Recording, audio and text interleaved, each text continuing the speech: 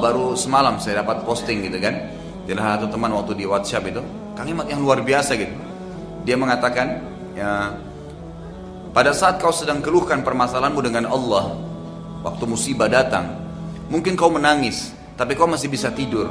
Sementara Allah Tuhanmu menyelesaikan permasalahanmu pada saat kau keluhkan dengannya tanpa dia tidur. Kamu sedang tidur, Allah selesaikan permasalahanmu dengan cara dia yang kalau kamu tahu bagaimana Allah selesaikan urusanmu, kau akan menangis karena senang, gitu kan? Allah SWT tidak biarkan diselesaikan oleh Allah Azza wa Jalla, tapi dengan caranya Allah. Dengan caranya Allah SWT. Mungkin kita berharap cepat, tapi Allah tundain 3-4 hari kemudian, sebulan kemudian. Allah kita ingin dengan cara A selesai, ternyata tidak. Allah selesaikan dengan cara Z. Allah lebih tahu. Dan umumnya kalau Allah ujikan seorang hamba musibah, maka berarti Allah akan angkat derajatnya dan mengampuni dosanya. Serta kadang-kadang subhanallah, ini sering saya bahasakan, kalau anda sedang menghadapi musibah, makin berat cobaan datang, maka pastikan anda orang paling kuat, lebih kuat imannya. Karena kata Nabi SAW sudah jelas, semua dalam hadis Bukhari, semua nabi-nabi cobaannya paling berat. Kemudian datang orang-orang yang beriman, tingkatannya mendekati Nabi, kemudian terusnya begitu. Artinya orang yang paling berat ya, cobaannya adalah orang yang paling tinggi imannya, gitu kan? Orang yang paling tinggi imannya. Jadi kalau cobaan makin besar, jangan bilang, aduh besarnya cobaan kepada saya. Enggak, alhamdulillah, berarti saya orang dekat dengan Allah Subhanahu Wa Taala. Karena ada kadang-kadang Bapak Ibu sekalian, ini ulama tekankan ya, ada derajat di surga kita nggak bisa dapat kecuali dengan 100 tahun sholat malam, dengan 100 tahun sedekah, bakti dengan orang tua, haji mungkin 1000 kali. Kita nggak bisa. Umur kita cuma 60 misalnya, sholat tahajudnya harus 100 tahun. Umur kita cuma 60, mungkin dari 60 cuma 10 tahun kita tahajud, masih butuh 90 tahun tahajud untuk sampai ke derajat itu. Fasilitas itu di surga, dari dayang-dayangnya, dari istananya, dari fasilitasnya semua. Tapi Allah mau kita sampai di situ. Bagaimana caranya? Allah uji kita dengan penyakit 10 tahun. 10 tahun nutupin yang 90 tahun kurang tadi. Sabar, nggak masalah, gitu kan? Kalau saya sering bahasakan itu, kalau ada tulisan saya judulnya musibah, kenali sebabnya, nikmati prosesnya. Insya Allah akan terbit nanti tahun depan buku itu. Saya sudah tulis dan insya Allah sudah 80% selesai gitu. Itu saya tuliskan musibah, kenali sebabnya, gitu kan? Dan nikmati prosesnya, nikmatin aja. Nggak usah keluh kesah, karena keluh kesah tetap tidak akan menyelesaikan masalah.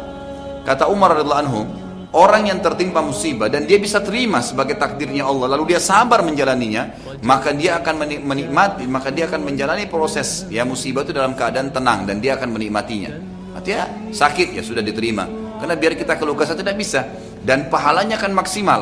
Dengan ada orang kena musibah tapi keluh kesah, dia susah lalui, tidak ada pahalanya, nggak ada didapat sama dia.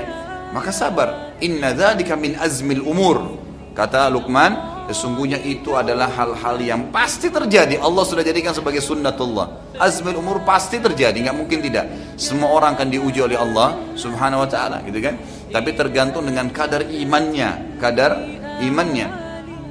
Sebagian salaful ummah dari tabi'in, kalau mereka sebulan tidak sakit, mereka langsung beristighfar kepada Allah. Kalau nggak sakit gitu, sampai ada di antara mereka kadang-kadang kalau jalan kesentuh kakinya batu, beristighfar kepada Allah dan mengatakan alhamdulillah, Allah sudah membersihkan dengan ini dosa saya. Sampai seperti itu. Mereka mau minum terlambat airnya, alhamdulillah, cobaan datang, berarti ini akan mengampuni dosa-dosa saya. Ada derajat yang saya akan dapat di surga yang tidak bisa dijangkau kecuali dengan ini.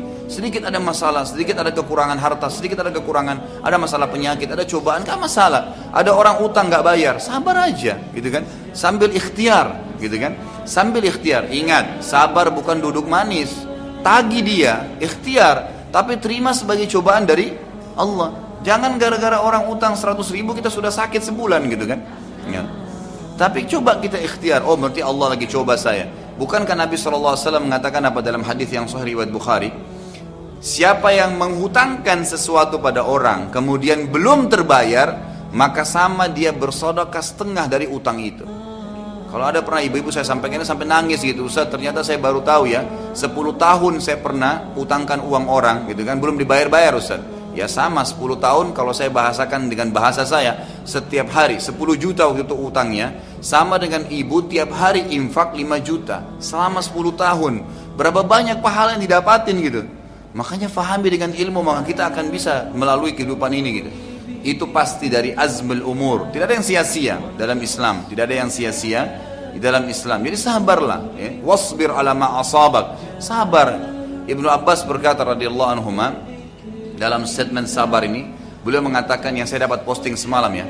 Kalau seandainya, kata beliau, kalau seandainya langit ini rubuh, gitu kan, menimpa bumi, maka pasti Allah akan berikan jalan keluar kepada orang-orang yang bertakwa dan sabar. Jadi pasti Allah akan bukain celah-celah yang mereka tidak kena timpaan tersebut dan mereka bisa lari, lepas daripada reruntuhan langit. Bukankah Allah mengatakan, "Wa may yattaqillaha yaj'al lahu makhraja"? Orang yang bertakwa, orang yang patuh dan sabar itu akan diberikan makhraja, jalan keluar dari masalah dia. Maka tinggal sabar saja dan pasti hasilnya akan manis, gitu kan? Nikmatin prosesnya. Ada orang tiba-tiba la qadarullah stroke. Dia ngamuk-ngamuk juga percuma. Kita lihat ada orang subhanallah stroke tiap hari emosional. Kenapa dia kena? Makin parah kan? Tapi coba ada orang bilang, oh dicoba sama Allah, ya sudah cobaan dari Allah. Ikhtiar, coba berobat, coba bertanya sambil dinikmatin, jalanin aja. Ada orang subhanallah lumpuh, ya tangannya nggak ada dua-dua, kakinya nggak ada, tapi tetap beraktivitas karena dia bisa nerima itu sebagai sunnatullah. Dan ingat, itu hanya di dunia. Setelah di akhirat nanti, orang yang lumpuh di dunia, orang yang patah tangannya, orang yang buta matanya, kembali semua sempurna di akhirat dan dia akan mendapatkan yang terbaik dari apa yang telah dicobakan kepada dia. Jadi sabar, gitu kan? Sabar, insya Allah akan ada, pasti ada titik temunya. Yakin Allah bersama kita.